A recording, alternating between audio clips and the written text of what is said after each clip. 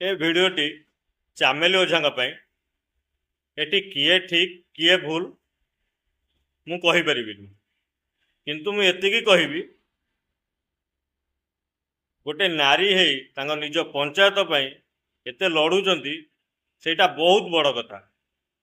ଆଉ ଯେଉଁମାନେ ତାଙ୍କ ଏଗନେଷ୍ଟରେ କହୁଛନ୍ତି ସେମାନଙ୍କ ପାଇଁ ଗୋଟେ ପ୍ରଶ୍ନ କରିବି, ଯଦି ସେ ଭୁଲ କାମ କଲେ ଆପଣ କୁଆଡ଼େ ଶୋଇଥିଲେ ଏତେ ଦିନ ହେଲା?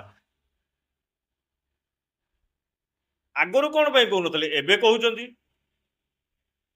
ଆଉ ଗୋଟେ କଥା ମନେ ରଖିଥିବେ, କୌଣସି ନାରୀକି ଖରାପ କହିବାର ଅଧିକାର କାହାର ନାହିଁ।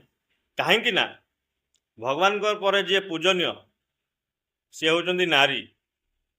ଆପଣଙ୍କ ଘରେ ନାରୀ ଅଛନ୍ତି, ଆମ ଘରେ ବି ନାରୀ ଅଛନ୍ତି। ଟିକେ ଭାବନ୍ତୁ, ପର ନାରୀ କହିବା ପୂର୍ବରୁ ଆମ ଘରେ ବି ନାରୀ ଥିବେ, ଅଛନ୍ତି। ଆଉ ଯେଉଁମାନେ ସପୋର୍ଟ କରୁଛନ୍ତି, ଯେଉଁମାନେ ସପୋର୍ଟ କରୁନାହାନ୍ତି, ସବୁବେଳେ ସତର ସାଥ ଦିଅନ୍ତୁ। ଅନ୍ୟାୟ ଯିଏ କରୁଛି ତାଠାରୁ ବଡ଼ ଦୋଷୀ ହେଲା ଯିଏ ଅନ୍ୟାୟ ସହୁଛି। ସାରା ଓଡ଼ିଶାରେ ଏଇ ସନ୍ତେ ଚାମେଲି ଓଝାଙ୍କର ଚର୍ଚ୍ଚା। ଗୋଟେ କଥା କହିବି, ଯଦି ଗୋଟେ ଝିଅ ଏତେ ସାହସ ସହିତ ଲଢ଼ୁଛି ନା, କେବେ ତା ସାହସ ଭାଙ୍ଗନ୍ତୁନି। ଯଦି ମୁଁ ଭୁଲ କହିଲି ତାହେଲେ କମେଣ୍ଟ ବକ୍ସରେ କହିବେ, ଯଦି ମୁଁ ଠିକ୍ କହିଲି ବି କମେଣ୍ଟ ବକ୍ସରେ କହିବେ। ଜୟ ଜଗନ୍ନାଥ।